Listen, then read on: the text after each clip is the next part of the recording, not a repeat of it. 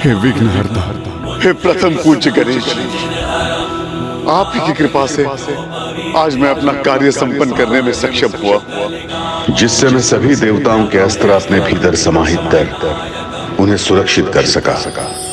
हे कृपा निधान, मेरी और एक विनती है आपसे, अपने महागणाधिपति स्वरूप में दर्शन देने का सौभाग्य प्रदान कर मुझे कृतार्थ कीजिए प्रभु।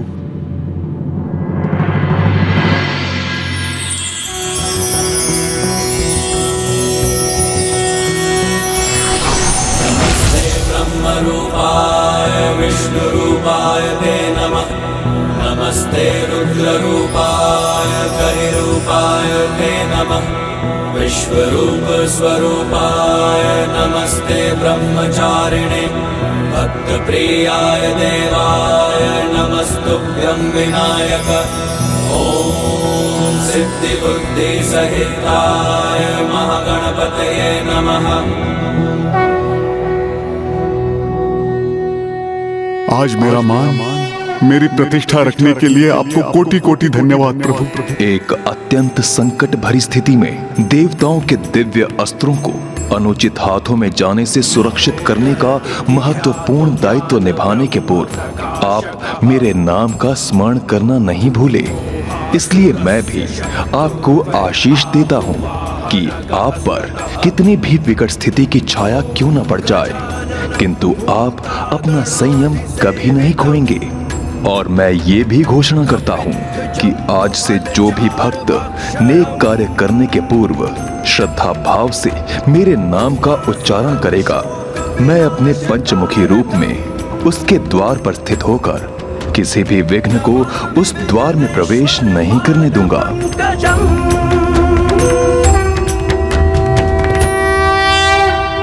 हाँ लंकेश, पार प्रसन्नता है कि मेरे पंचमुखी स्वरूप को ऐसे महान ऋषि का सहायक बनने का सौभाग्य प्राप्त हुआ। इसमें सौभाग्य तो जगत का ही था। इस घटना के उपरांत जगत वासियों को विपदाओं से सुरक्षित रहने का एक अद्भुत उपाय प्राप्त हो गया था, क्योंकि तब से ही कठिन समय आने पर आपके पंचमुखी रूप को अपने द्वार पर स्थापित कर समस्त विघ्नों से सुरक्षित कर लेते हैं। कठिन समय में यदि कोई अपनी शांति और संयम बनाए रखे तो उसके विघ्न तो स्वतः ही दूर हो जाते हैं। किंतु इंद्रदेव ऐसा कहां कर सके, इसलिए अब उनके विघ्न भी बढ़ने वाले थे। ऋषि दधीची ने उन्हें गुरु बृहस्पति के समक्ष भेजकर उनसे क्षमा याचना कर क्रोध शांत करने भेजा था, किंतु शनि दृष्टि के प्रकोप के कारण देवराज इंद्र ने उन्हें एक भूल कर दी।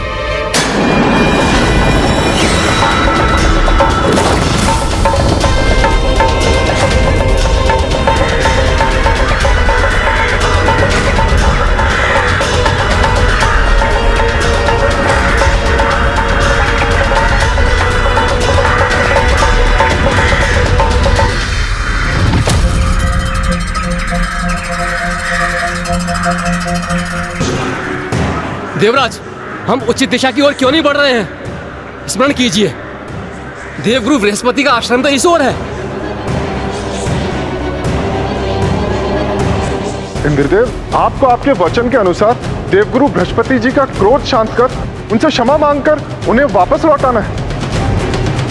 मैंने ये वचन दिया था कि देवगुरु के पद को कभी रिक्त नहीं रहने दूंगा, किंतु उसका अर्थ यह नहीं था कि उस स्थान पर गुरु बृहस्पति पुनः स्थित होंगे। मेरे विचार से ऋषि विश्वरूप ही देवगुरु पद के लिए सर्वथा योग्य है।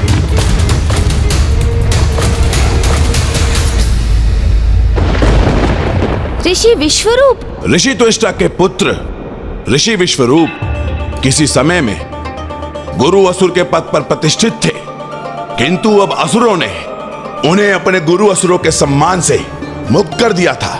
और अब देवराज इंद्र उन्हें देवगुरु के पद पर प्रतिष्ठित करना चाहते थे।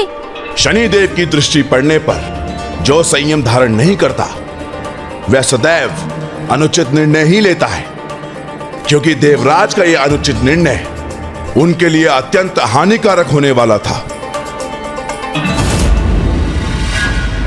देवराज, यदि आप वचन दें कि जिस प्रकार का अपमान आपने ऋषि बृहस्पति का किया था, वैसा अनुचित व्यवहार आप मेरे पुत्र के साथ नहीं करेंगे, तो उस अवस्था में ऋषि विश्वरूप देवगुरु के पद पर स्थापित हो सकते हैं।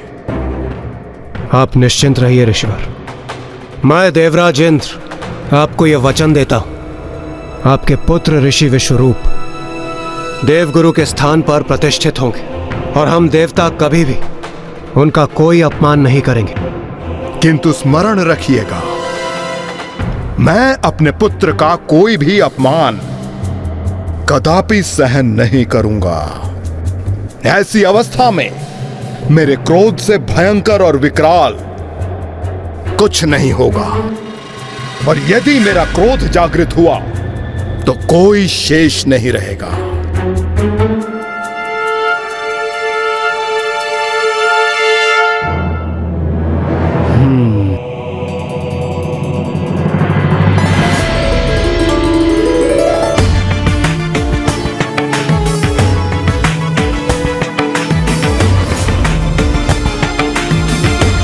प्रणाम गुरुवर।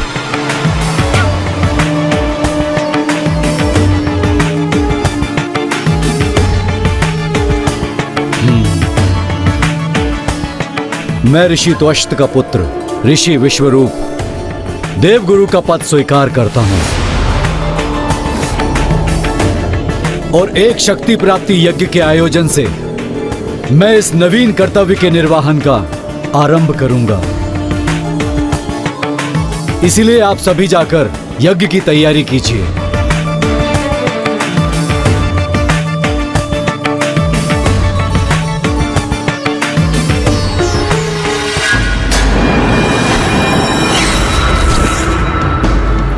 मैं गुरु इनका बनूंगा और लाभ असुरों का होगा। असुरों का लाभ होगा? उनके इस कथन से ऋषि विश्वरूप का क्या अर्थ था? ऋषि विश्वरूप के मन में अभी भी असुरों के लिए स्नेह शेष था, इसलिए उनका लाभ कर स्वयं को गुरु पद पर स्थायी रूप से स्वीकार करवाना चाहते थे। किंतु ये तो छल था। हाँ गौरी पुत्र, ऋषि विश्वरूप देवताओं के यज्ञ से प्राप्त हुई शक्तियों को असुरों में बांट देते थे। फिर एक दिवस देवराज इंद्र ने उन्हें ऐसे करते देख लिया, जिसके उपरांत एक सर्वनाशी स्थिति उत्पन्न हो गई।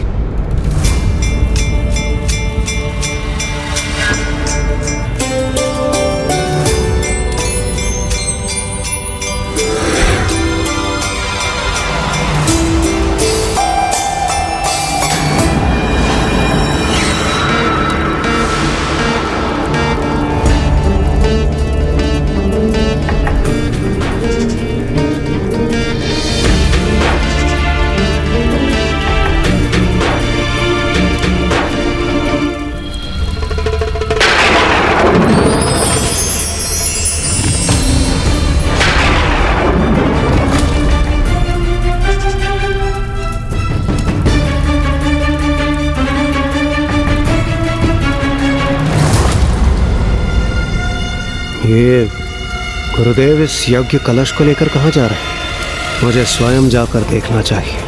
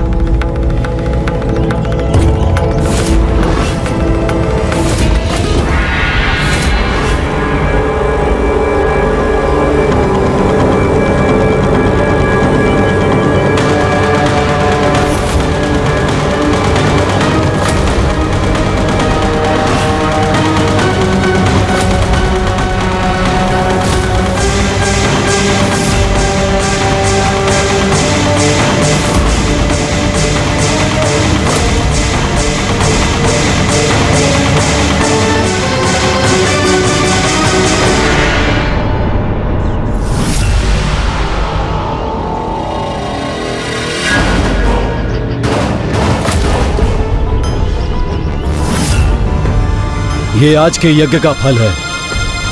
इसे ले जाओ और शक्तिशाली असुरों में बांट दो।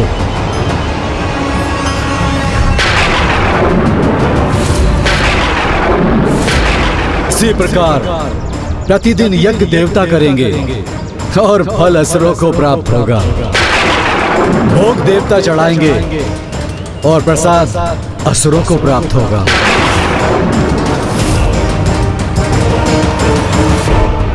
जाओ।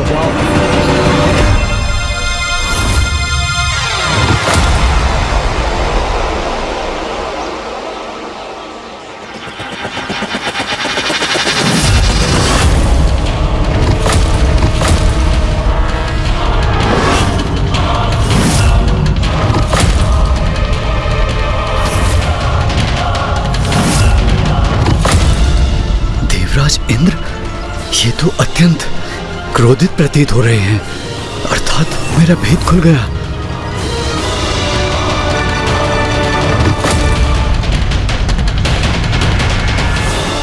देवराज, आपने छल किया है ऋषिवर। देवराज इंद्र के साथ छल किया है आपने। इसका उचित दंड आपको अवश्य प्राप्त होगा।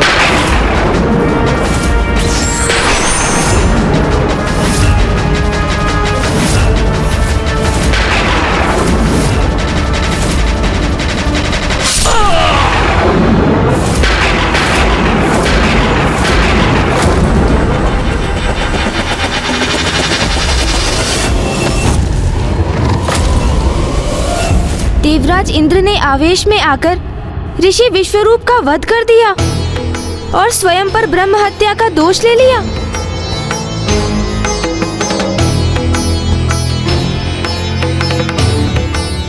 और वहीं दूसरी ओर ऋषि तुष्ठा ने आक्रोश में आकर अपना नियंत्रण ही खो दिया था। इंद्रदेव द्वारा उनकी पुत्र की हत्या जो हुई थी, तो अपने पुत्र का वध का प्रतिशोध लेने के लिए उन्होंने अपनी क्रोधाग्नि से एक भयानक पुत्र को जन्म दिया।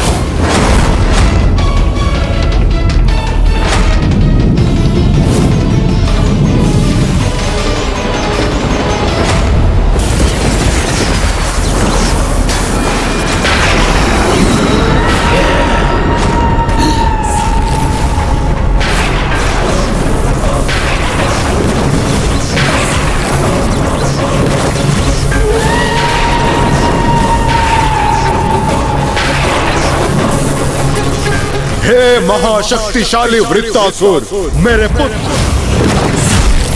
जाओ जाकर देवराज इंद्र का विनाश करो, और जब तक वो तुम्हारे समक्ष उपस्थित ना हो, इस संसार में अपनी विनाश लीला का आतंक स्थापित कर दो। जो आज्ञा पिताश्री।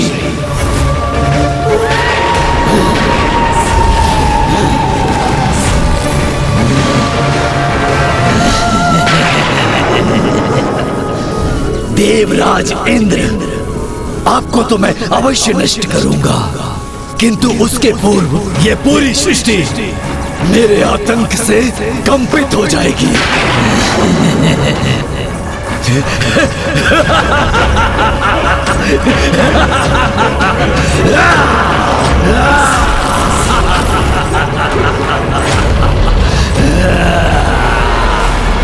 वृत्तासुर का जन्म तो देवराज इंद्र के अंत के लिए हुआ था, किंतु वो ऋषि दधीचि के अंत का कारण बने। ऋषि दधीचि का अंत? हाँ शिवनंदन, वृत्तासुर के कारण ऋषि दधीचि को अपने जीवन का त्याग करना पड़ा, वो भी अपने पुत्र पिप्लाद के जन्म के पूर्व।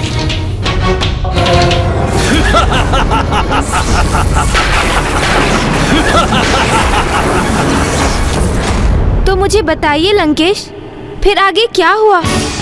क्या ऋषि दधीचि को भी ये ज्ञात हो गया था कि वो भयंकर असुर वृत्रासुर उनकी मृत्यु का कारण बनने वाला है? नहीं शिवनंदन, अभी तक ऐसा नहीं हुआ था। शनिदेव उन्हें बार बार संकेत देकर अपनी दृष्टि के प्रति संकेत अवश्य देते हैं, जिनमें से कुछ इंद्रदेव के समान भयभीत होकर भूल पे भूल करते जाते हैं, और कुछ ऋषि दधीचि के समान संकेतों को स्वीकार कर स्वयं को और दृढ़ कर लेते हैं।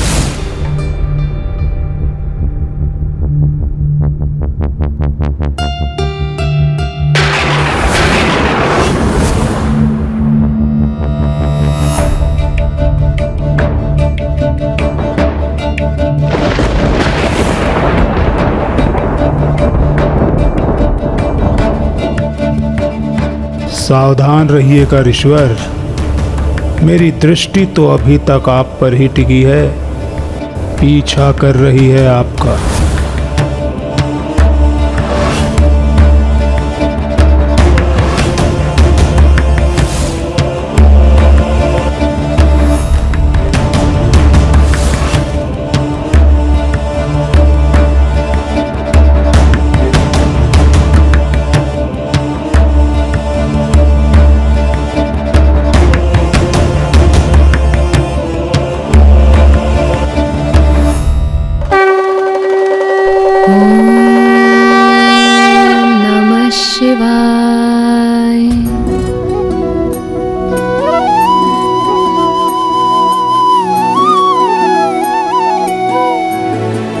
स्वामी, सभी व्यवस्था आप स्वयं ही करेंगे क्या?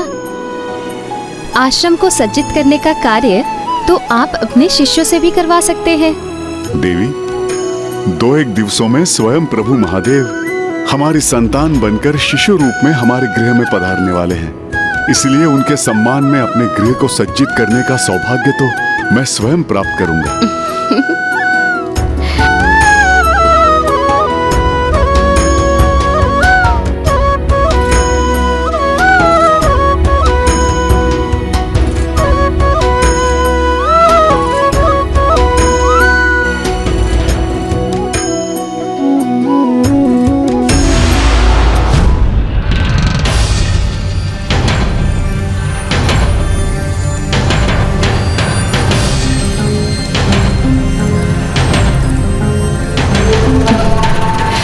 स्वामी को इतना आनंदित देखकर मेरा मन भी अत्यंत हर्षित है।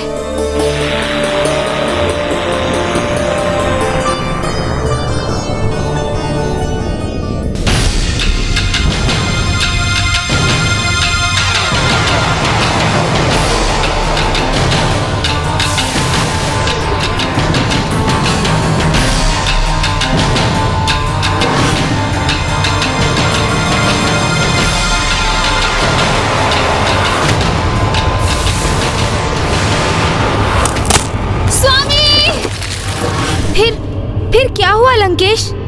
फिर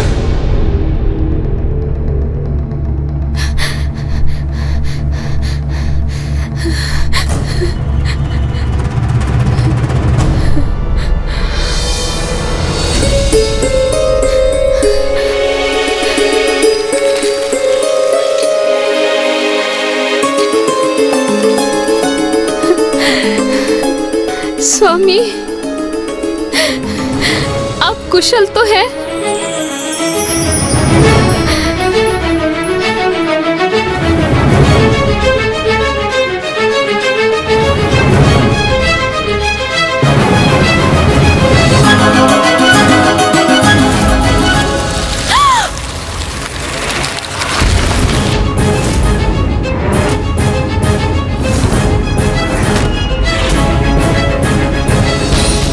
स्वामी,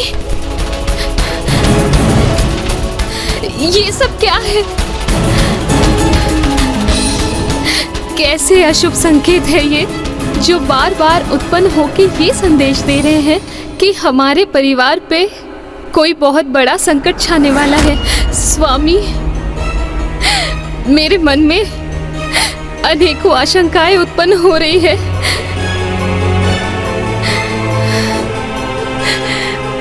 भावी संकटों के संकेत पाकर उनके प्रति सचेत रहना तो सर्वथा उचित है देवी, किंतु उनसे भयभीत होना उचित नहीं है।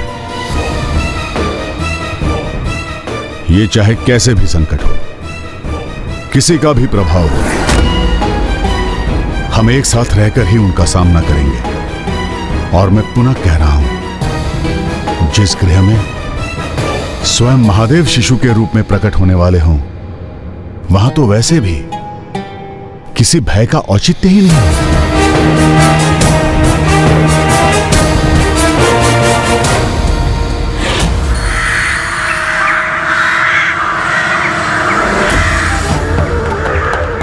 मैं किसी भी अवस्था में अपना संतुलन खो बैठूं, यह असंभव है।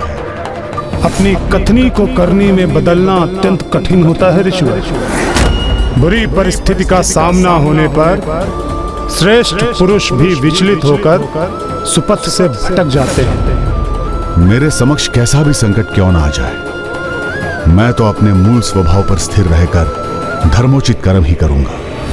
ऋषिवर, अभी तक आपने अपना धैर्य और संतुलन नहीं खोया, किंतु भविष्य में तो मैं आपकी और भी कठिन परीक्षा लेने आ रहा हूं। कर्म फलदाता शनिदेव।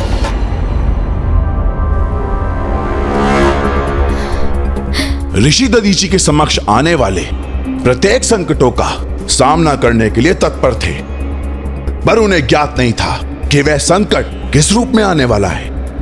और उधर देवराज इंद्र भी वृत्रासुर के लिए तैयार नहीं थे, जो स्वर्गलोक पे महासंकट बन के छाया हुआ था। वृत्रासुर ने देवराज इंद्र को अपने समक्ष आने की चुनौती दी थी।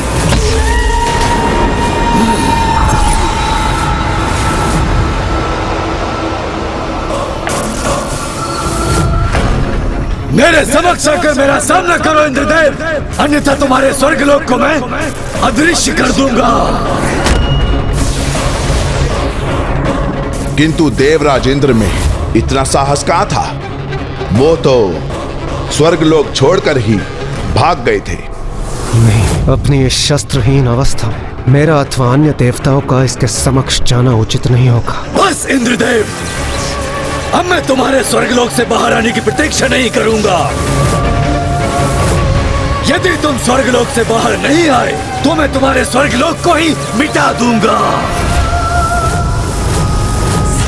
अपनी चुनौती का उचित उत्तर ना पाकर वृत्रासुर ने स्वर्गलोक को ही निकल लिया।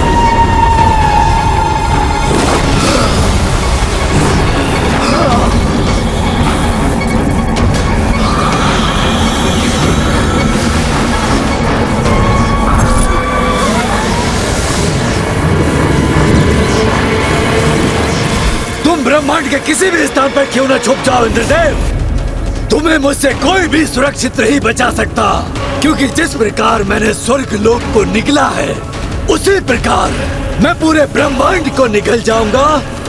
कुछ भी शेष नहीं बचेगा।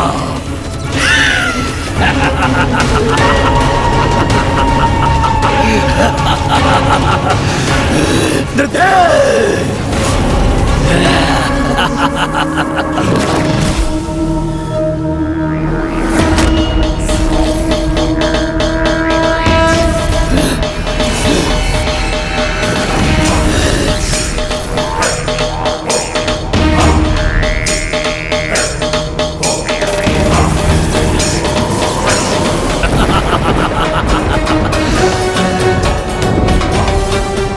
आप मेरी दृष्टि से छिप नहीं सकते। मेरी दृष्टि सभी के लिए समान है, इसके प्रभाव से कोई नहीं बच सकता।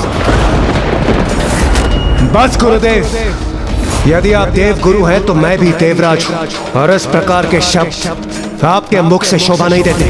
मैं संपूर्ण सभा के समक्ष देव गुरु पद का परित्याग करता हूँ। इंद्रदेव, ऋषि दधीचि को दिए गए वचन को भूलना उचित नहीं है।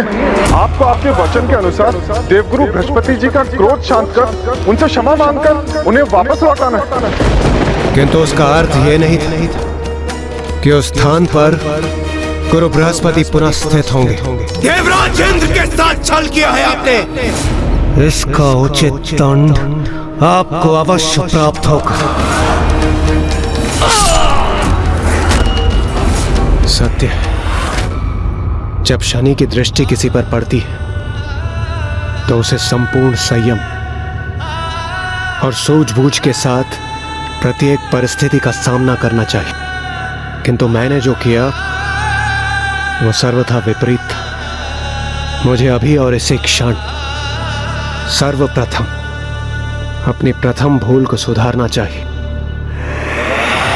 स्वर्गलोक का लुप्त होना तो एकमात्र आरंभ था, क्योंकि वृत्तासुर संपूर्ण ब्रह्मांड को निगलने के लिए तत्पर था। और ऐसे समय में अपने गुरु, अपने अस्त्र और अपने लोक को खोने के उपरांत देवराज इंद्र का विवेक अवश्य जागृत हुआ, किंतु वो अपनी भूल को सुधारने का अवसर खो चुके थे, क्योंकि बहुत देर हो गई थी। लीजिए लंकेश, जल ग्रहण कीजिए। मेरी माँ तो सदा कहती हैं कि अपनी भूल सुधारने के लिए जो उचित है वो करने के लिए देर कभी नहीं होती। किंतु फिर कुछ ऐसे भी उदाहरण हैं जहाँ उचित और अनुचित का भेद भूलकर कार्य व्यक्तिगत स्वार्थ से किया जाता है, किंतु दिखावा भक्ति का होता है। वहाँ कोई सुधार कैसे संभव है? ये आप किसके संदर्भ में कह रहे हैं पार्वती नंदन? नहीं नहीं लंकेश जी, मैं तो मात्र इस बात को रहने दीजिए। मुझे तो आप ये बताइए कि क्या सत्य में देवराज इंद्र को अपनी भूल का आभास हुआ और उन्होंने उसे सुधारने का निर्णय लिया? हाँ गौरी पुत्र, अपनी भूल को सुधारकर देवराज इंद्र अपने एक स्वार्थ को सिद्ध करना चाहते थे, और उनकी अपेक्षा उस समय सर्वथा निराधार प्रमाणित होने वाली थी।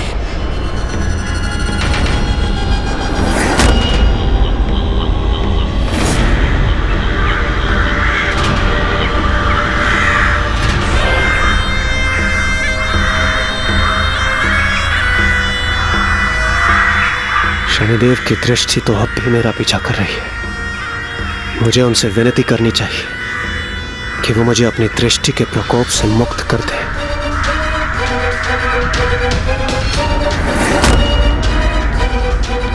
हे शनिदेव, मैं अपने समस्त दोषों को स्वीकार कर उन्हें सुधार लूंगा, और जो भूल मुझसे हुई है उसके लिए मैं क्षमा याचना करूंगा।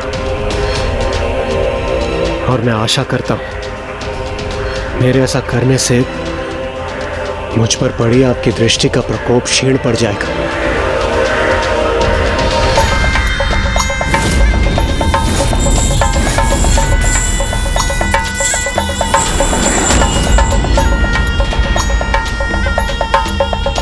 इतनी भूल करने के उपरांत भी आप ये अपेक्षा करते हैं कि आप पर मेरी दृष्टि का प्रभाव कम होगा? नहीं इंद्रदेव, ऐसा कदापि नहीं होगा। मैं आप पर अपनी दृष्टि का प्रभाव कम नहीं करूंगा। आपके कर्मों का फल तो अब आपके समक्ष आकर ही रहेगा। आपकी भूलों के कारण वृत्तासुर जैसा महासंकट उत्पन्न हुआ है, जिससे निपटने का उपाय अब आपको ही ढूंढना होगा। आपकी भूलों के कारण वृत्तासुर जैसा महासंकट उत्पन्न हुआ है। शनिदेव की दृष्टि का प्रभाव तो देवराज इंद्र पर पड़ना ही था, किंतु और भी अधिक दुखद ये था कि देवराज इंद्र से हुई इस भूल का परिणाम अब स्वर्गलोक सहित शेष देवगणों को भी सहना पड़ रहा था। मात्र स्वर्ग नहीं गणेश जी, वृत्तासुर तो अब संपूर्ण सृष्टि को निगलने के लिए तत्पर था, एवं कोई भी देवता अपने दैविक अस्त्रों से भी उसका सामना करने में सक्षम नहीं था।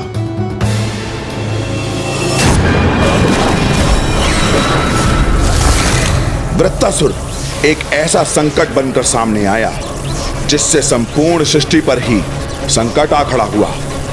पूर्व में उसने मात्र स्वर्ग को ही अपने धूम्र में निगला था, अब वो संपूर्ण सृष्टि को अपने धूम्र में निगल रहा था, और यही बनने जा रहा था स्वयं ऋषि दधीची के लिए भी एक महासंकट।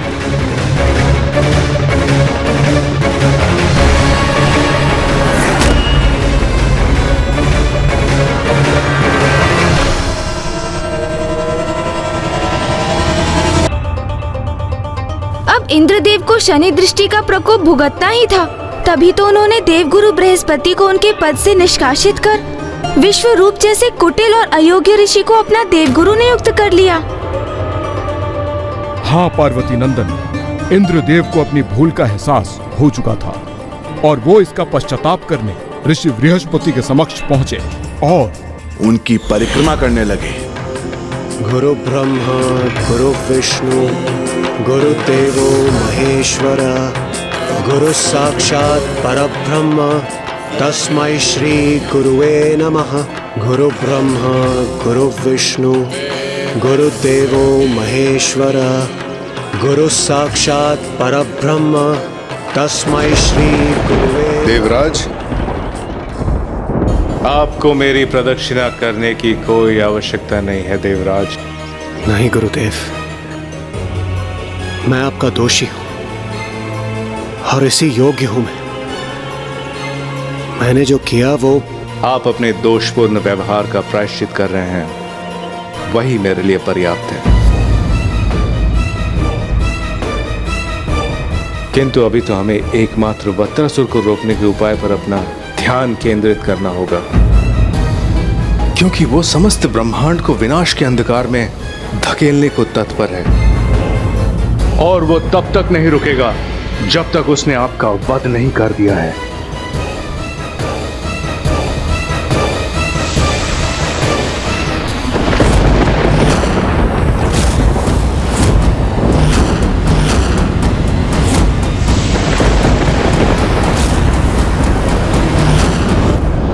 देवता तो निशस्त्र थे, वो तो युद्ध भी नहीं कर सकते थे, तो ऐसे में देवगुरु ने उन्हें वृत्तासुर से निपटने का क्या समाधान सुझाया होगा?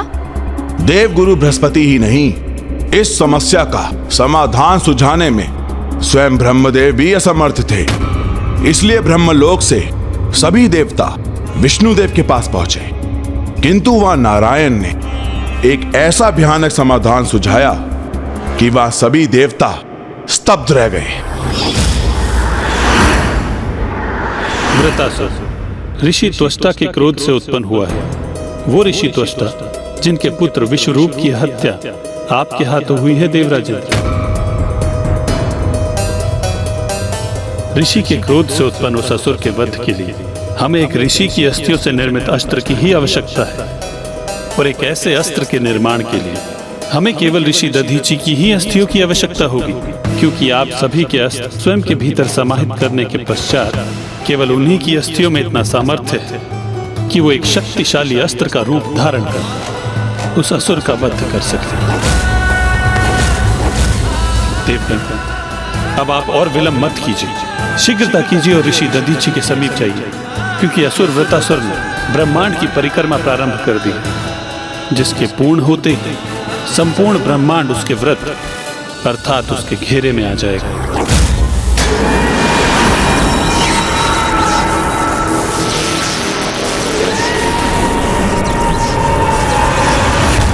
उसके द्वारा ये चक्र पूर्ण करते ही संपूर्ण ब्रह्मांड उससे उत्पन्न ध्रुव के मेघों के भीतर आ जाएगा और उसका मुख एक अंधकारी कूप में परिवर्तित हो जाएगा, जिससे संपूर्ण ब्रह्मांड का तिनका उसमें समा जाएगा, कुछ भी शेष नहीं रहेगा।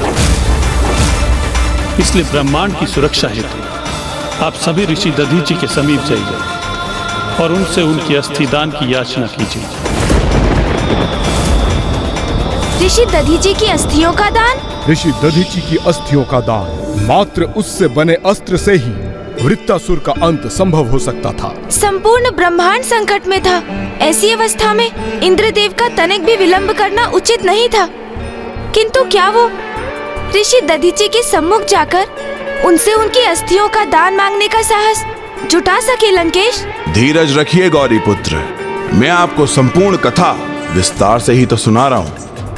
एक और देवराज इंद्र अपने साहस को एकत्रित कर ऋषि दधीची के आश्रम की दिशा की ओर बढ़ रहे थे, और वहीं दूसरी ओर ऋषि दधीची इन सब से अनभिज्ञ अपनी संतान के रूप में प्रभु महादेव शिव शंकर शंभू की स्वागत की तैयारी कर रहे थे।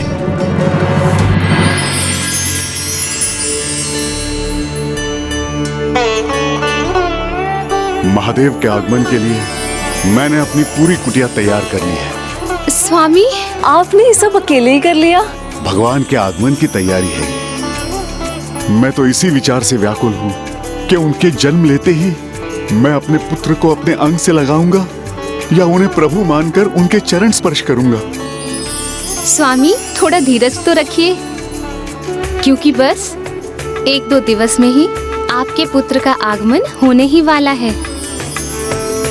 तो अभी मैं अपने पुत्र की माता के लिए फल लाने का अपना दायित्व पूरा करता हूँ। आइए, अब आप विश्राम कीजिए।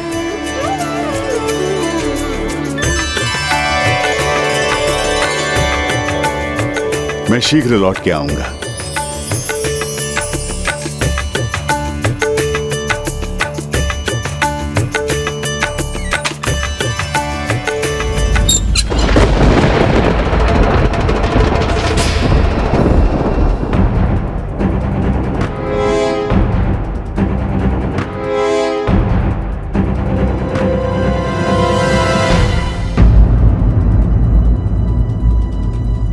प्रणाम ऋषिवर। प्रणाम ऋषिवर। कल्याण हो। किंतु आप सभी एक साथ? सब कुशल तो है ना देवराज?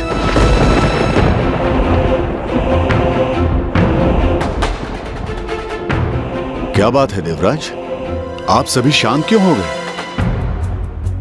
मैं किस प्रकार आपकी सहायता कर सकता हूं, बताइए देवराज। ऋषिवर, वो मैं तो स्वयं को कुछ भी कहने में असमर्थ पा रहा हूं। क्या कहूं, हाँ कैसे कहूं? देवराज, शीघ्र ही मेरे गृह में पुत्र का आगमन होने वाला है और मुझे अपने पुत्र के जन्म के लिए जो व्यवस्था करनी है उनमें अनेकों कार्य शेष हैं। इसलिए शीघ्र बताइए, आपको मुझसे क्या अपेक्षा है?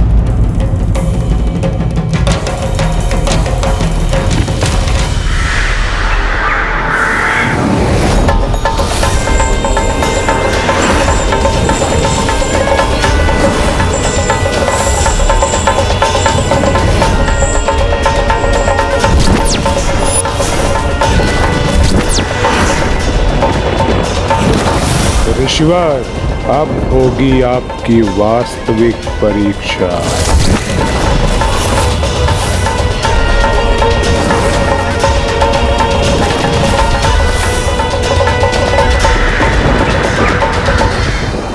ये कैसा आभास हुआ मुझे, जैसे आश्रम के बाहर से किसी की दृष्टि मुझे भेद गई हो।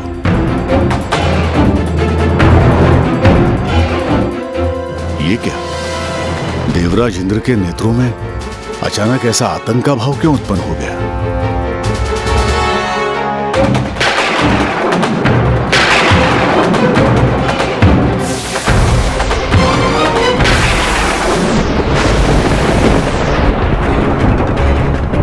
कैसा भयानक अंधकार है ये, क्या कारण है इसका?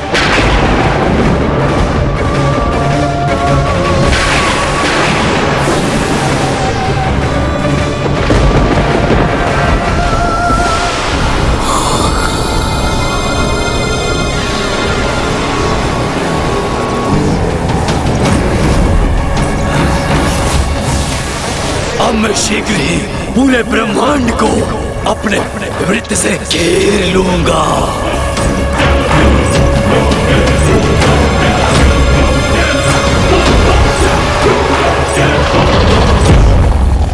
अब शीघ्र ही मैं पृथ्वी के कण कण को लील लूंगा, कुछ भी शेष नहीं बचेगा।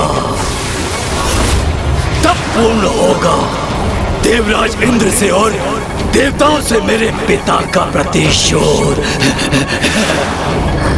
जब सृष्टि ही नहीं बचेगी तो देवता तो नष्ट ही हो जाएंगे।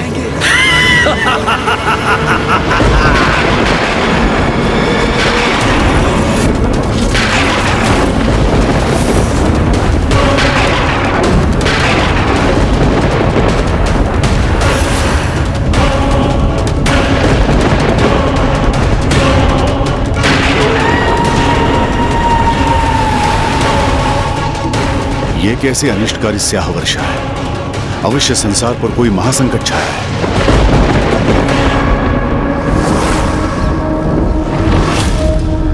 आप शांत क्यों हैं देवराज? मेरे प्रश्न का उत्तर क्यों नहीं देते? ये जो भी संकट है, इसके निवारण के लिए मैं आपकी किस प्रकार से सहायता कर सकता हूं?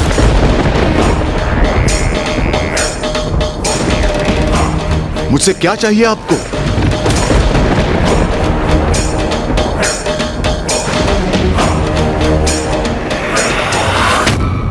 आपकी अस्थियों का दान, अस्थियों का दान, अस्थियों का दान।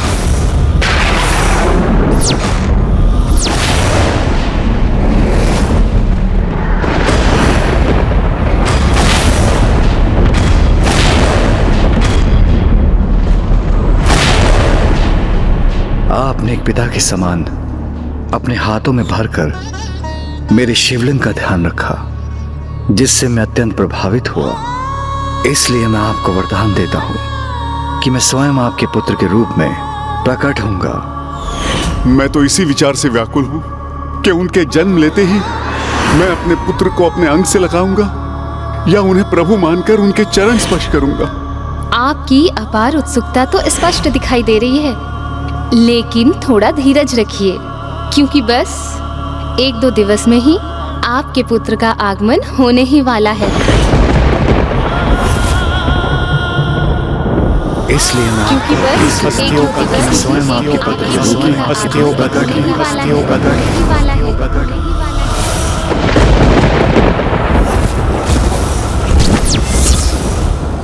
मुझे स्वयं पर पूरा विश्वास है।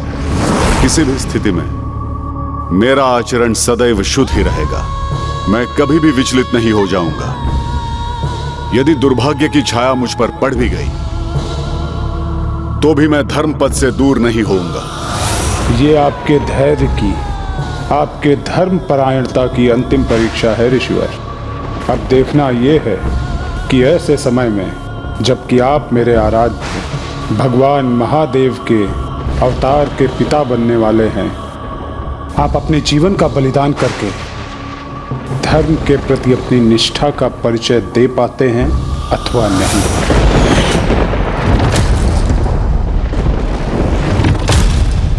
जो धर्म का पालन करते हैं वो कभी भी दान धर्म से पीछे नहीं हटते। और यहाँ तो देवता एक ऐसे महान ऋषि से दान मांग रहे थे जिन्होंने स्वयं पर विध्वंसक जैसे भयंकर असुर के आक्रमण की चिंता किए बिना एक बार पूर्व में भी देवताओं की रक्षा की थी।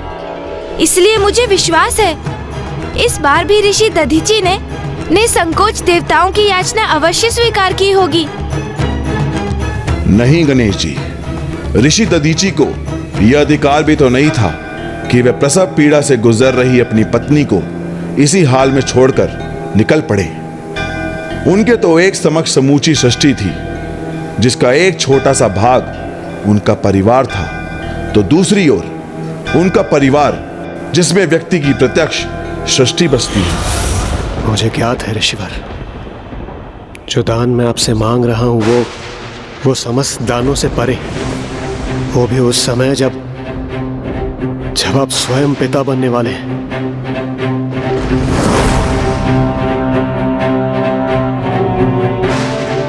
किंतु मेरे समक्ष अब और कोई मार्ग शेष नहीं है। मैं विवश हूं ऋषिवर। स्वयं प्रभु श्री हरि नारायण सृष्टि के पालनहार, उनके भी अनुसार उस भयंकर असुर वृत्रासुर से सृष्टि की रक्षा हेतु आप ही एकमात्र उपाय। यदि आपने मेरी सहायता नहीं की और अपनी अस्थियों का दान नहीं दिया तो मेरे कारण इस समस्त सृष्टि का विनाश हो जाएगा। समस्त सृष्टि का विनाश हो जाएगा। समस्त सृष्टि का विनाश हो जाएगा।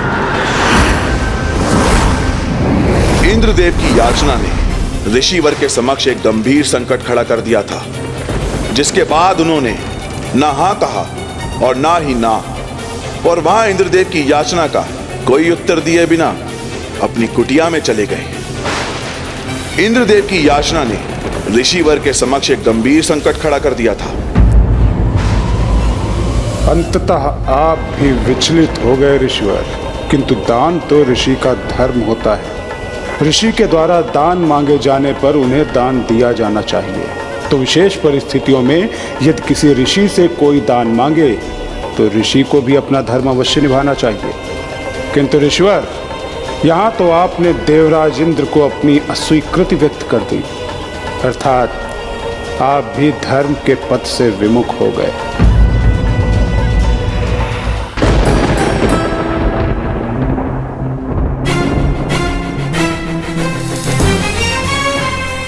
जिनके शुभ दर्शन से समस्त जगत खिल उठता है, वो शीघ्र ही हमारे अंक में खिलखिलाएंगे। जिनके समक्ष जगतवासी भोग लगाकर भोजन समर्पित करते हैं, वो स्वयं मेरे हाथों से भोजन ग्रहण करेंगे।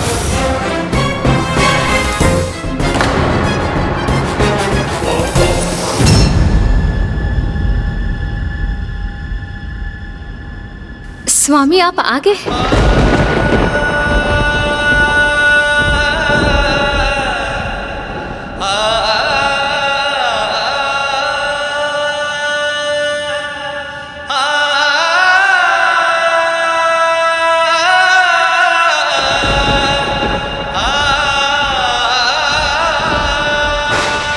एक ऐसे अस्त्र के निर्माण के लिए हमें केवल ऋषि दधीची की ही अस्थियों की आवश्यकता होगी, क्योंकि केवल उन्हीं की अस्थियों में इतना सामर्थ्य है कि वो एक शक्तिशाली अस्त्र का रूप धारण कर उस असुर का वध कर सके। ऋषि दधीची तो निरुत्तर होकर अपनी कुटिया में लौट गए। क्या होगा अब? वहां वो दुष्ट वृत्रासुर समस्त ब्रह्मांड की परिक्रमा पूर्ण कर रहा होगा। तो फिर अब इस अनिष्ट को रोकने का क्या उपाय है देवराज? अब हमें शीघ्र कुछ करना होगा, अन्यथा अनर्थ हो जाएगा, सर्वनाश हो जाएगा।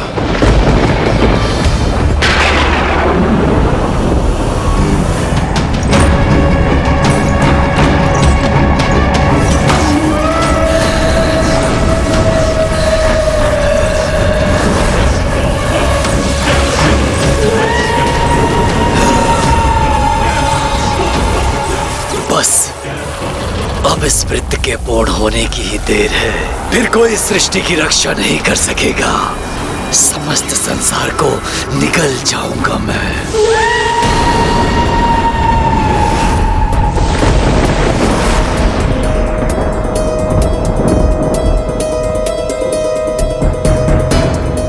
प्रभु, वृतासुर का विनाशकारी प्रकोप अब क्षीर सागर को भी प्रभावित कर रहा है। हमें शीघ्र ही इस संकट को दूर करना होगा, अन्यथा अनर्थ हो जाएगा।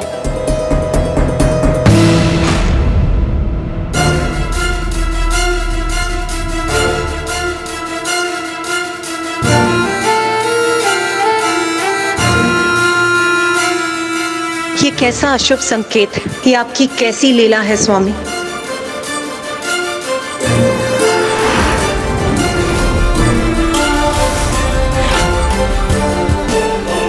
अब एकमात्र ऋषि दधीची ब्रह्मांड की सुरक्षा को सुनिश्चित कर सकते हैं।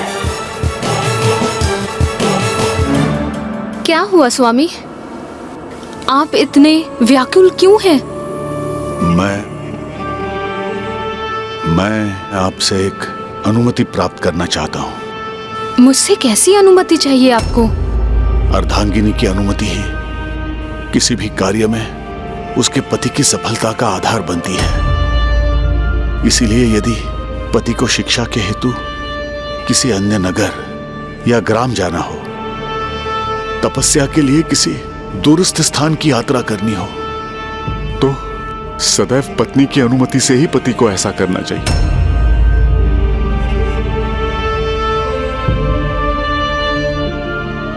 और अब जब मुझे इस संसार का ही त्याग करके परलोक जाना है, तो आपके अनुमति के बिना कैसे जा सकता हूं मैं? किसी ने मुझसे दान मांगा है देवी। आप इस ऋषि को दान देने की, अपना ऋषि धर्म निभाने की अनुमति दे दीजिए।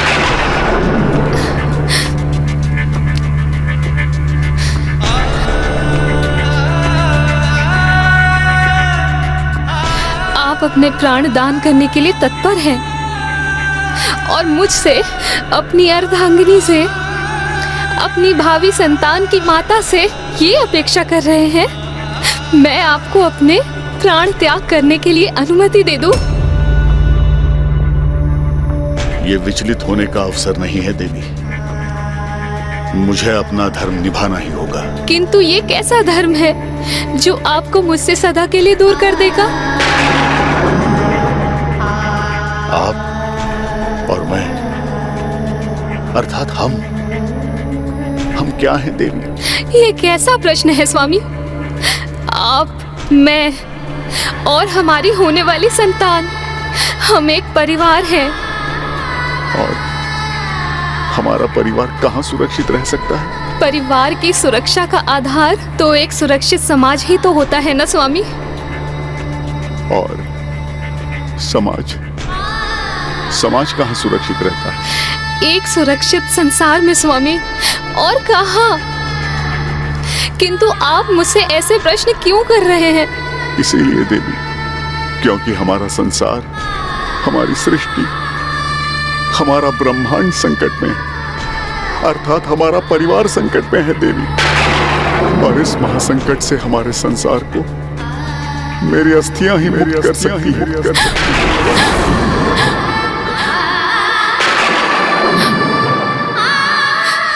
इसीलिए मुझे देवताओं को अपनी अस्थियां दान करने की अनुमति दे दीजिए देवी। किंतु आप अस्थियां दान में देकर अपने प्राण त्याग देंगे तो प्रभु के अवतार के पिता होने का सुख कैसे प्राप्त करेंगे?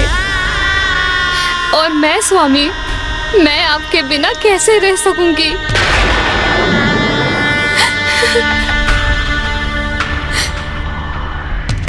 मेरे जाने के उपरांत भी ये संसार मुझे महादेव के अवतार के पिता के नाम से स्मरण करेगा। किंतु यदि ये संसार ही शेष नहीं रहेगा तो कुछ नहीं रहेगा।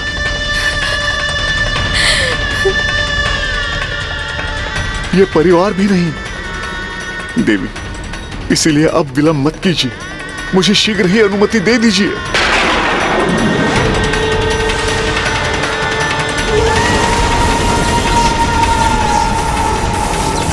संसार महासंकट में है देवी, और सर्वनाश के लिए अभी अधिक समय शेष नहीं है। मुझे जो भी करना है शीघ्र करना होगा। अपनी समस्त शंकाओं का त्याग कर मुझे अनुमति दे दीजिए देवी।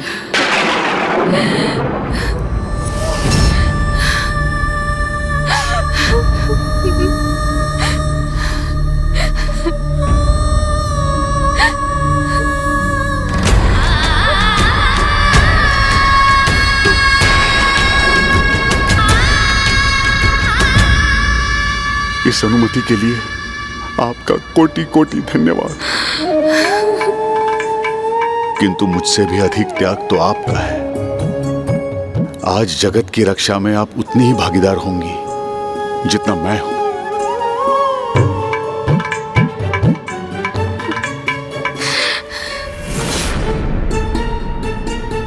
दुख तो इस बात का है कि मैं अपने पुत्र के रूप में स्वयं प्रभु को अपने अंक में नहीं भर सकूंगा।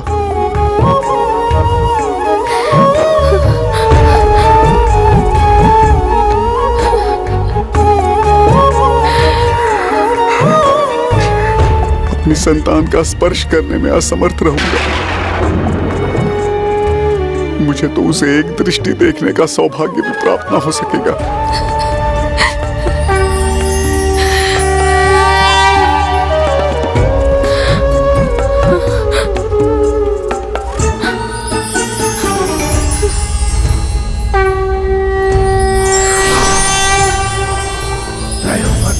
शिवम नमामि हे उमापति जय नीलकंठ जय अनंत नमोस्तुते नमोस्तुते।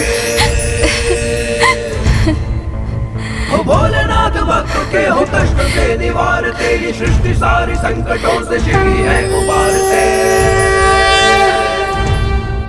हे प्रभु, मुझे दर्शन प्रदान करके आपने मुझे कृतार्थ कर दिया।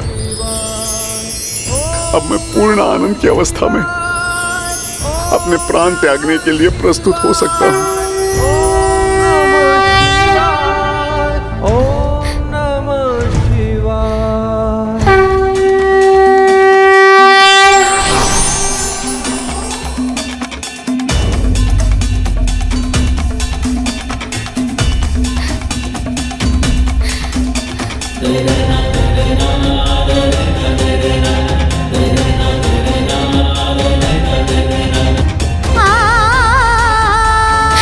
स्वामी स्वामी स्वामी स्वामी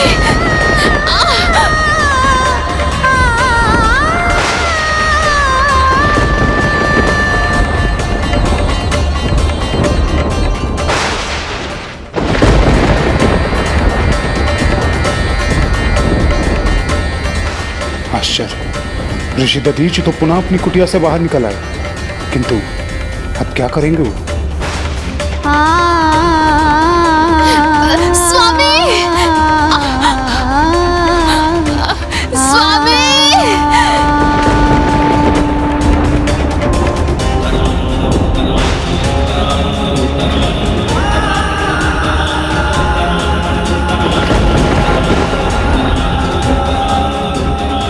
प्रभु शिव की कृपा से संसार को एक दुष्ट और भयानक असुर वृत्रासुर के प्रकोप से रक्षित करने हेतु मैं अपनी अस्थियों का दान करने के लिए प्रस्तुत। मैं अपनी अस्थियों का दान करने के लिए प्रस्तुत। मैं अपनी अस्थियों का दान करने के लिए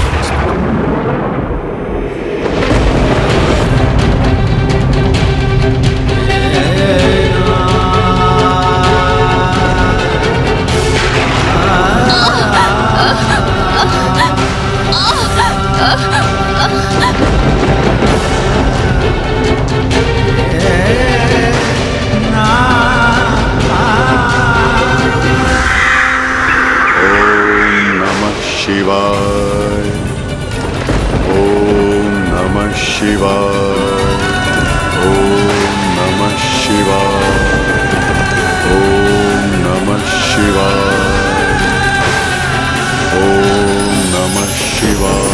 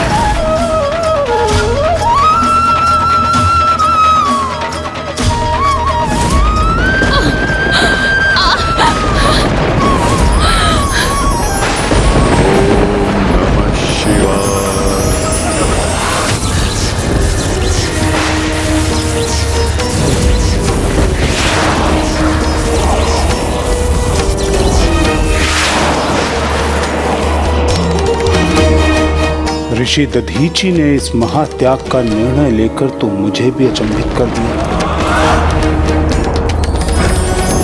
ओम नमः शिवाय।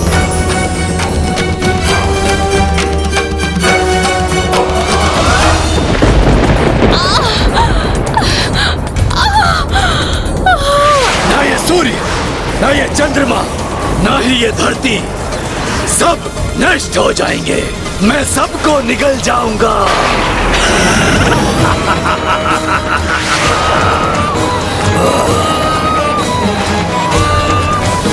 ओम नमः शिवाय।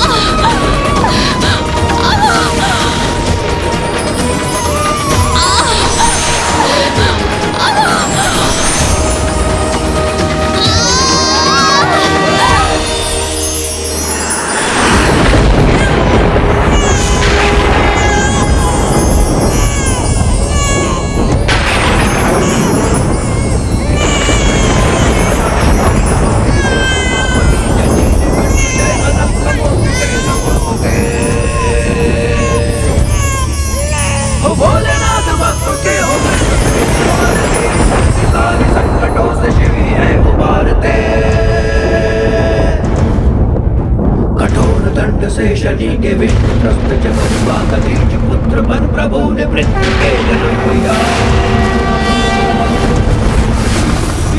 वृक्ष के तले आग का पालन हुआ है प्रहलाद का तभी से आपको मिला।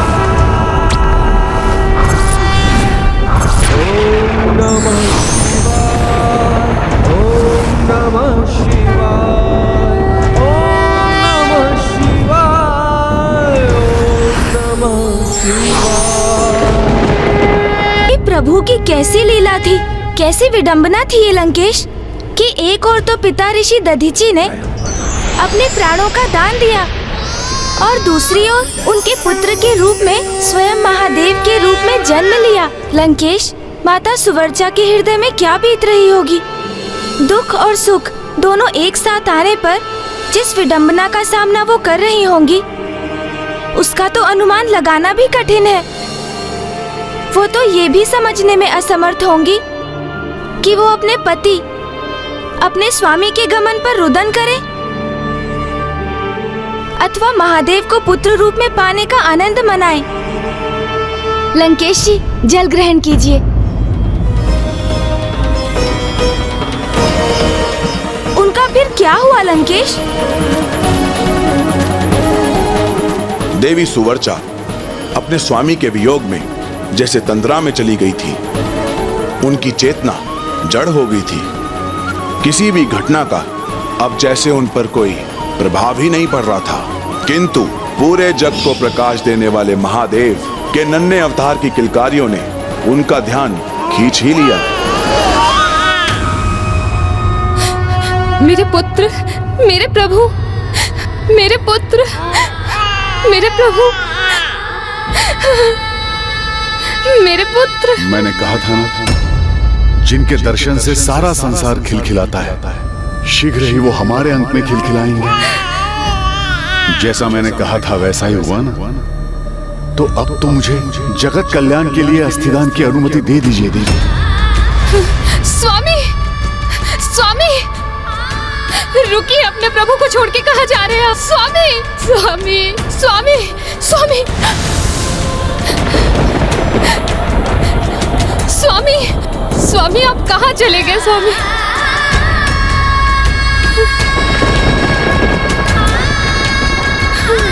उनके स्वामी के प्राण त्यागने के उपरांत उनके वियोग ने देवी सुवर्चा को जैसे प्राणहीन ही कर दिया।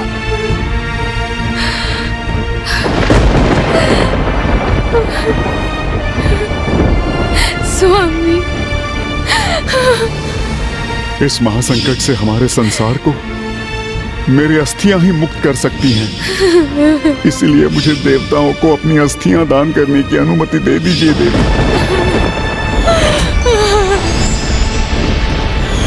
स्वामी, ये उचित नहीं है। नहीं स्वामी, नहीं, आपसे विलग होने की पीड़ा मैं नहीं सह सकती। नहीं रह सकती मैं आपके बिना स्वामी।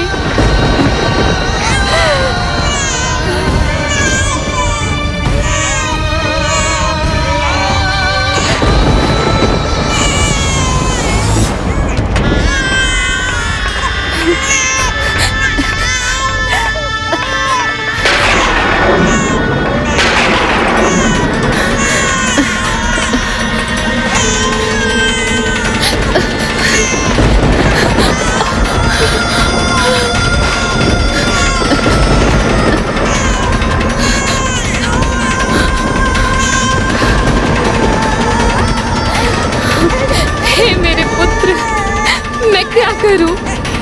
ये दुख मेरे लिए भी असहन है। मैं विवश हूं। मैं क्या करूं?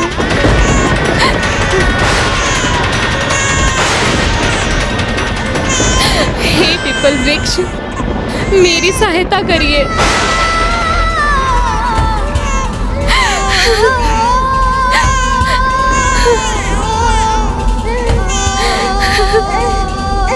मुझे क्षमा करना पुत्र, मुझे क्षमा करना।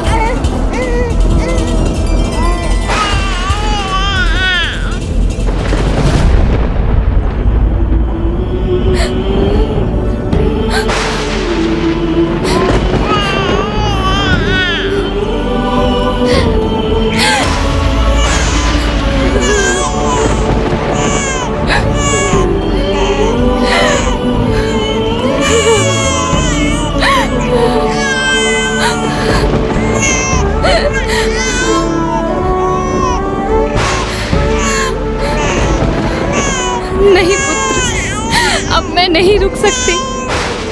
अब मेरा समय आ गया है। मुझे भी तुम्हारे पिताश्री के पास ही जाना होगा पुत्र। अपनी माता को क्षमा करना।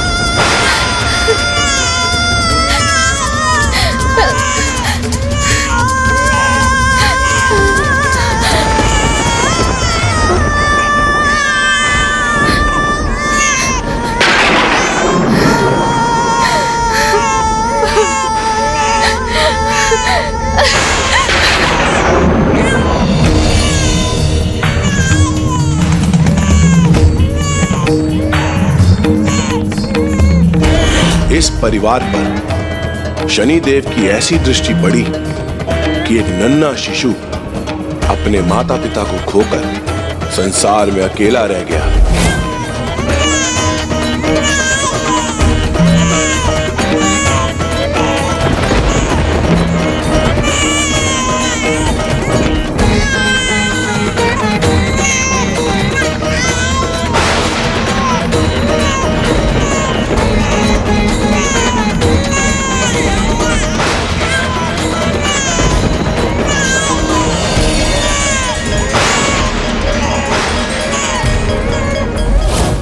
जहां एक ओर महादेव के पिपलाद अवतार का जन्म हुआ, दूसरी ओर इस समय तक उधर वृत्तासुर समस्त सृष्टि पर संकट बनकर छा चुका था।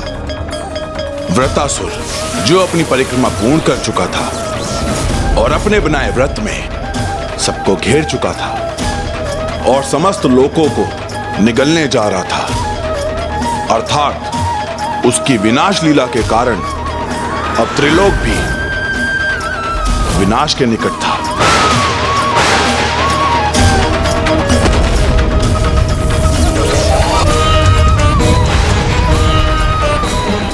वृत्तासुर को रोकने में यदि और विलंब हुआ तो कहीं ऋषि दधीचि का महाबलिदान व्यर्थ ना हो जाए। मैं इतने महान ऋषि का परम बलिदान ऐसे ही व्यर्थ नहीं जाने दूंगा।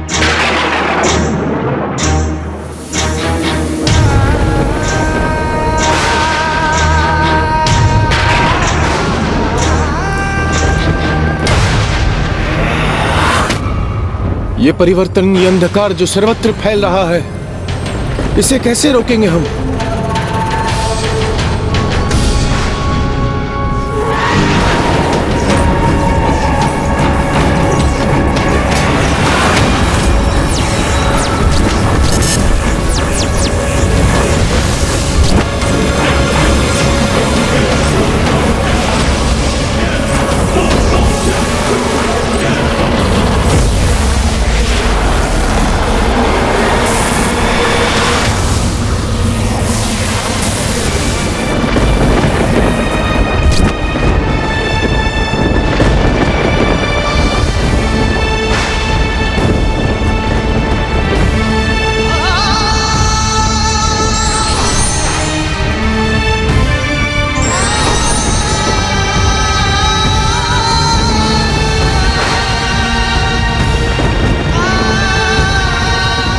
ऋषिवर की इन अस्थियों को लेकर देव शिल्पी विश्वकर्मा जी के समक्ष प्रस्तुत हुई और उनसे अनुरोध कीजिए कि वो इन अस्थियों से एक ऐसा शक्तिशाली और प्रबल अस्त्र उत्पन्न करे जिससे उस दुष्ट वृत्तासुर का अंत संभव हो सके।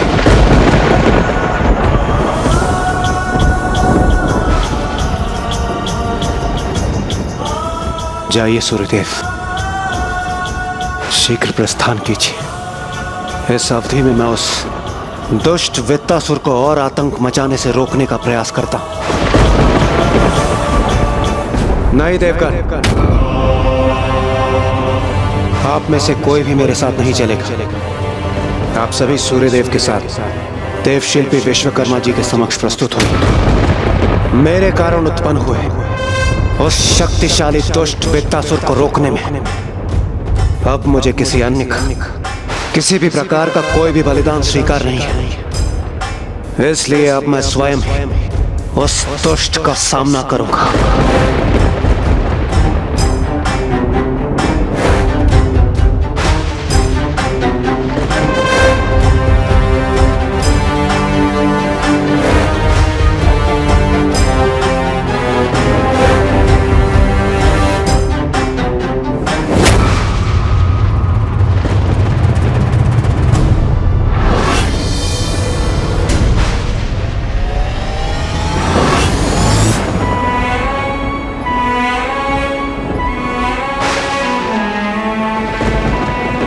मुझे स्वयं पर पूरा विश्वास है कि किसी भी स्थिति में मेरा आचरण सदैव शुद्ध ही रहेगा। मैं कभी भी विचलित नहीं हो जाऊंगा। यदि दुर्भाग्य की छाया मुझ पर पड़ भी गई तो भी मैं धर्म पथ से दूर नहीं होऊंगा। इसीलिए आपका मुझे सावधान करना व्यर्थ है। आप मुझे चुनौती दे रहे हैं ऋषिवर? हाँ शनिदेव, इसे आप मेरी चुनौती की समझ अपनी नियति को इतने अपार संयम और आत्मबल से स्वीकार कर ऋषि दधीचि ने महानता का एक अनूठा उदाहरण प्रस्तुत किया है। अर्थात शनिदेव की दृष्टि के दो विपरीत चरम थे। एक और इंद्रदेव थे जो उनकी दृष्टि से प्रभावित होकर सुपथ से भटक गए और निरंतर भूल करते गए, और दूसरी ओर ऋषि दधीचि थे जिन्होंने शनिदेव की दृष्टि के प्रभाव के उपरांत भी अपने धर्म पथ पर अडिग रहे, और जिसके लिए उन्हें इतना बड़ा मूल्य चुकाना पड़ा। देवराज इंद्र की भूलों का मूल्य मात्र ऋषिवर को ही नहीं, संपूर्ण जगत को उठाना पड़ रहा था। क्योंकि जब विश्वकर्मा जी ऋषि दधीचि की अस्थियों से विशेष अस्त्रों का निर्माण कर रहे थे, तब वृत्रासुर की उग्रता में वृद्धि हो रही थी। उसकी विनाश लीला को रोकना असंभव हो गया था। अब वो नवग्रहों को निगलने के लिए तत्पर हो उठा था।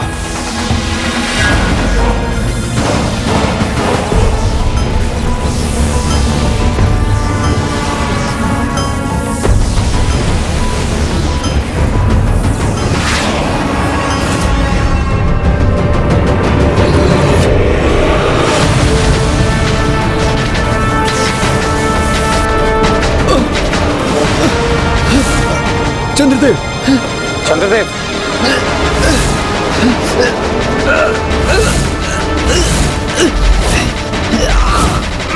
ये अचानक चंद्रदेव को क्या हो गया है? उनके आभूषण, उनके वस्त्र, उनके शरीर से विलग होते प्रतीत हो रहे हैं। देवगुरु, कदाचित दुष्ट वृत्तासुर तो समस्त सृष्टि को निगलने में सफल हो ही जाएगा। मुझे आभास हो रहा है कि जैसे वो मेरे ग्रह को निगलने ही वाला है। चंद्रदेव, आप चिंता मत कीजिए, विश्वकर्मा जी का कार्यस्थल निकट ही है। शीघ्र इंद्रदेव के पास में यह शक्तिशाली अस्त्र होगा जिससे वो उस दुष्ट वृत्तासुर का अंत करेंगे। तब तक संभालिए अपने आप को। रुक जाओ वृत्तासुर,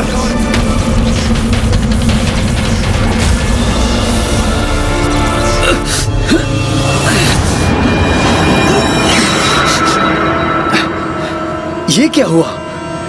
ऐसा आभास क्यों हुआ मुझे जैसे सब कुछ पूर्ववत हो गया? ओहो इंद्रदेव, तुम्हारा इतना दुस्साहस कि तुम मेरे सम्मुख प्रस्तुत हो गए, और वो भी निशस्त्र। वृत्तासुर, तुम्हारी शत्रुता मुझसे है। तुम्हारा जन्म मेरा अंत करने के लिए हुआ है। अब जब मैं स्वयं देवराज इंद्र तुम्हारे समक्ष प्रस्तुत हूँ, तुम्हें मेरे कारण सृष्टि का विनाश करने की आवश्यकता नहीं है। आओ, युद्ध करो मुझसे। अब इतने विलंब के बाद तुम्हारे आगमन का क्या लाभ है इंद्रदेव? और वैसे भी मैंने तुमसे युद्ध करने का विचार त्याग दिया है। अब इस सृष्टि के अंत के साथ ही मैं तुम्हारा अंत करूंगा इंद्रदेव। और वैसे भी एक दुर्बल देवता से मुझे युद्ध करने में कोई रुचि नहीं है।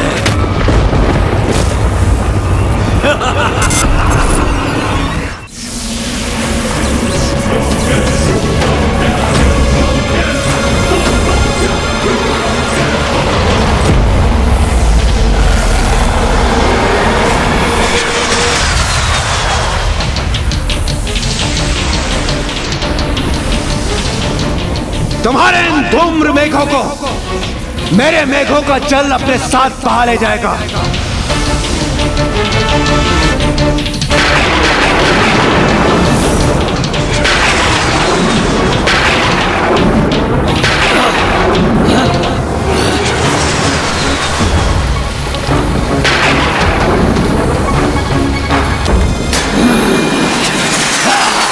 वृत्तासुर हूं मैं। मेरे प्रहार को विफल करना इतना सरल नहीं देवराज इंद्र।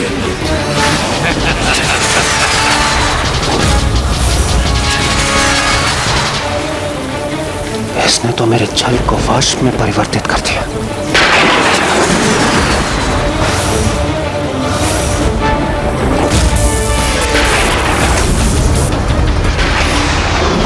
लो देवराज, अब मैं तुम्हारे मेघों को ही मिटा दूंगा।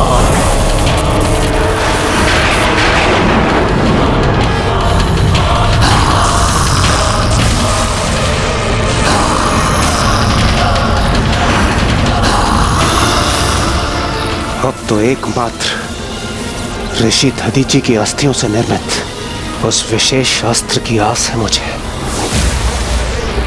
जिसे शीघ्र मेरे हाथों में होना चाहिए, तभी इसका अंत संभव है।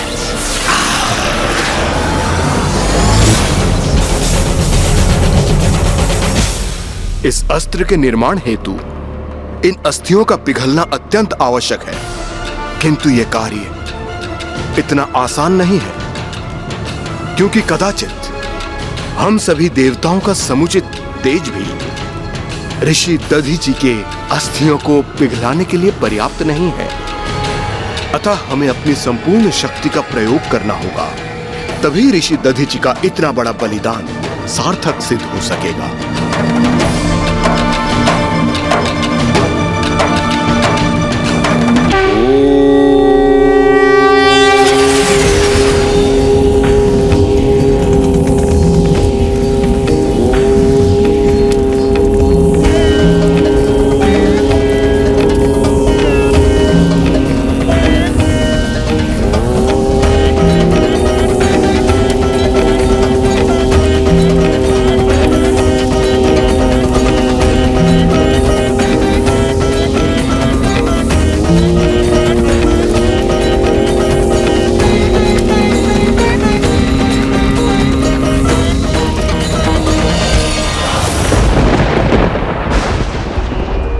धन्य हैं आप ऋषिवर, प्राण दान करते समय भी विचलित नहीं हुए। आप अपनी चुनौती पर सर्वथा स्थिर रहे, अंत तक धर्मोचित मार्ग से विचलित नहीं हुए।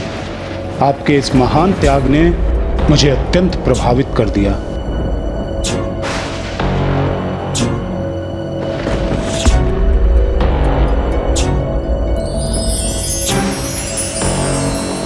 मेरे दंड पर यह चिन्ह मुझे सदा आपके और आपके बलिदान का स्मरण कराएगा। यदि अवसर प्राप्त हुआ ऋषिवर, तो मैं आपको आपके इस बलिदान का प्रतिफल अवश्य दूंगा। अपने संपूर्ण हृदय से मैं आपकी इस भक्ति, शक्ति और बलिदान के लिए आपका अभिवादन करता हूँ ऋषिवर। महर्षि दधीचि के बलिदान के कारण अन्य देवताओं की संपूर्ण शक्तियों से वो विशेष अस्त्र अब अपना आकार धारण करने लगा था। ये वही महावज्र था जिससे वृत्रासुर का वध होने वाला था।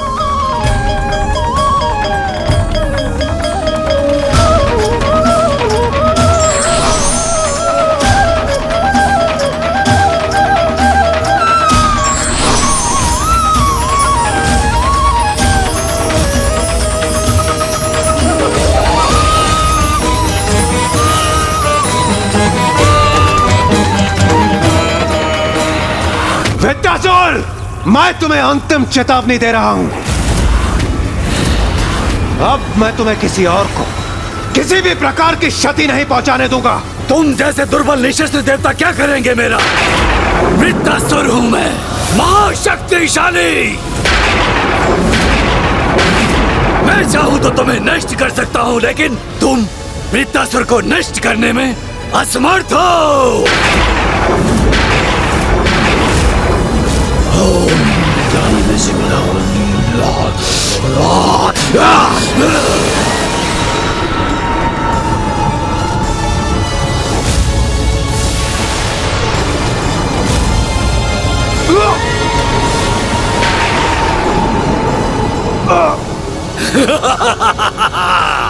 अब मेरे बंदी बनकर तुम मेरे कार्य में बाधा नहीं बन सकते।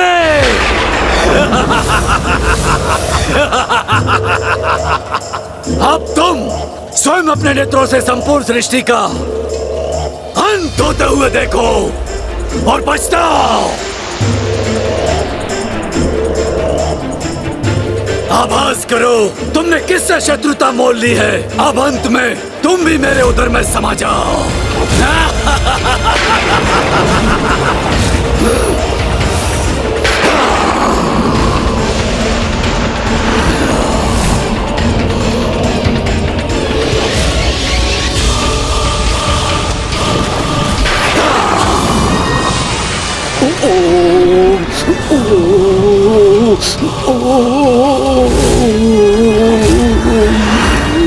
ये अवश्य उस वृत्तासुर का प्रभाव लग रहा है, जिसके कारण मुझे इतनी शक्तिशाली खिंचाव का आभास हो रहा है।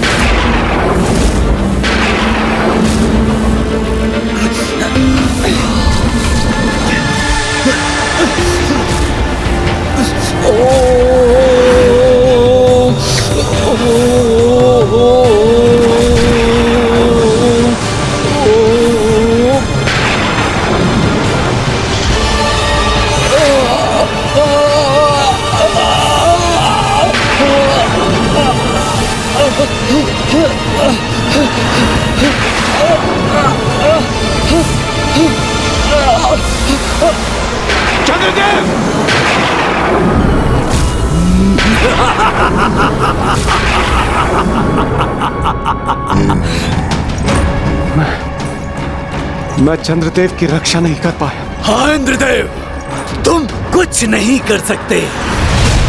एक एक करके मैं सबको निगल जाऊंगा और उसके पश्चात मैं तुम्हें भी अपने अंधकारी उदर में प्रवेश करवाऊंगा।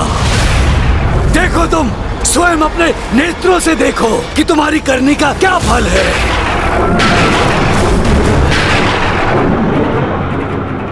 प्रतिशोध।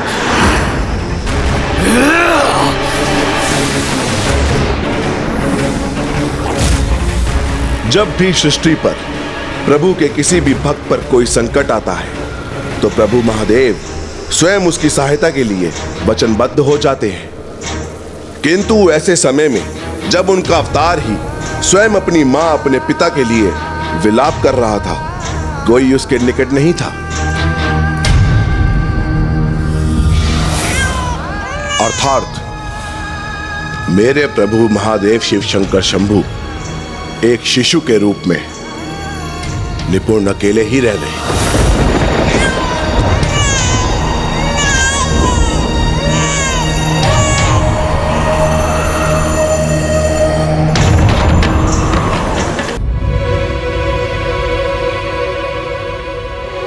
किंतु फिर क्या हुआ लंकेश? उन शिशु का ध्यान किसने रखा? माता पिता के अभाव में वो जीवित कैसे रहे लंकेश?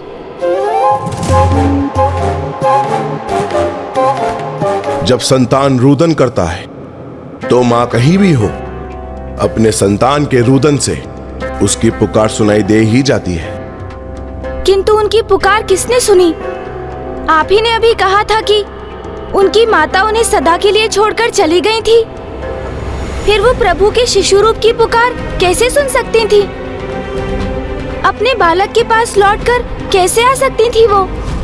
जिन्होंने उनको जन्म दिया वो मां उनको त्यागने पर विवश थी, किंतु जो संपूर्ण जगत की माता है, संपूर्ण संसार की पालक है, वो तो सर्वथा सर्वोत्थ व्याप्त है और संतान का कष्ट ना ही उनकी दृष्टि से छिपता है और ना ही उनसे देखा जाता है। आप उन्हीं माता का उल्लेख कर रहे हैं ना लंकेश, जिनके कारण जगत में कोई अनाथ नहीं? वो जगत जननी जो मेरी, आपकी और सृष्टि के प्रत्येक चराचर जीव की माता है, वो जो कभी किसी को अकेला नहीं रहने देती और जो अपनी संतान की पीड़ा का एक ही स्वर सुन उसकी ओर भागी चली आती हैं।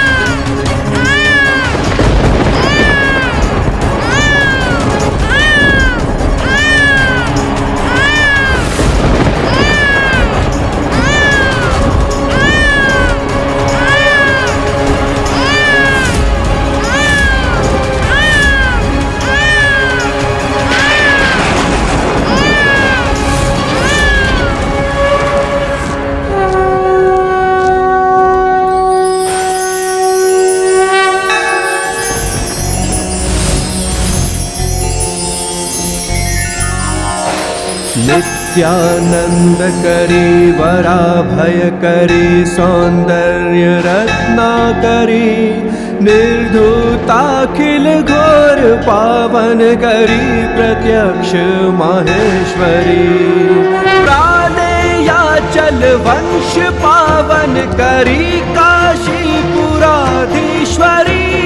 भिक्षां देहि कृपावलंबन करी माता अन्नपूर्णेश्वरी माता अन्नपूर्णेश्वरी।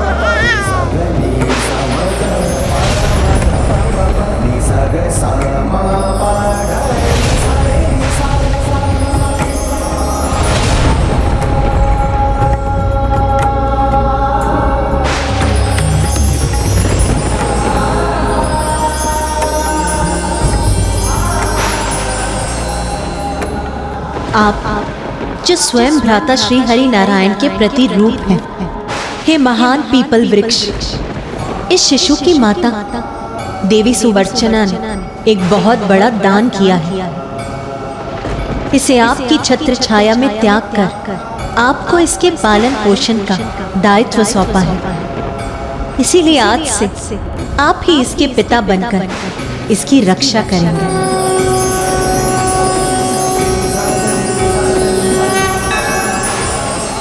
और इसकी माता बनकर अपने पीपल वृक्ष के पत्रों से इसका पोषण करेंगे,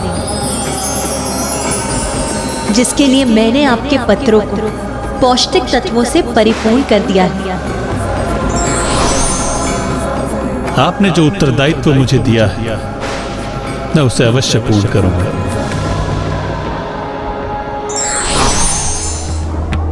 कितना अद्भुत दृश्य होगा ना वो, जब स्वयं श्री नारायण शिशु रूप में पिता श्री महादेव की देखरेख कर रहे होंगे। किंतु फिर क्या हुआ लंकेश? ओहो, विष्णु जी का नाम लेकर मैंने लंकेश को क्रोधित कर दिया।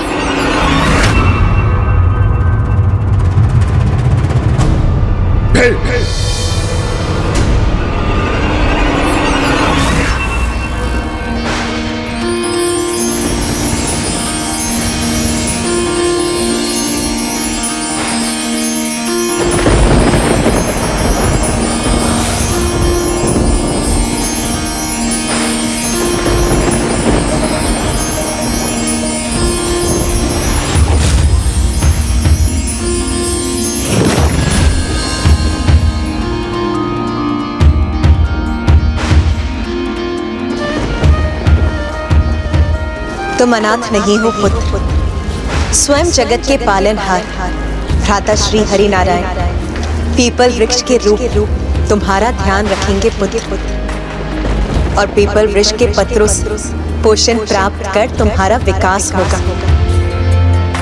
और जगत में तुम पिपलाद के नाम से विख्यात हो, पिपलाद के नाम से विख्यात हो।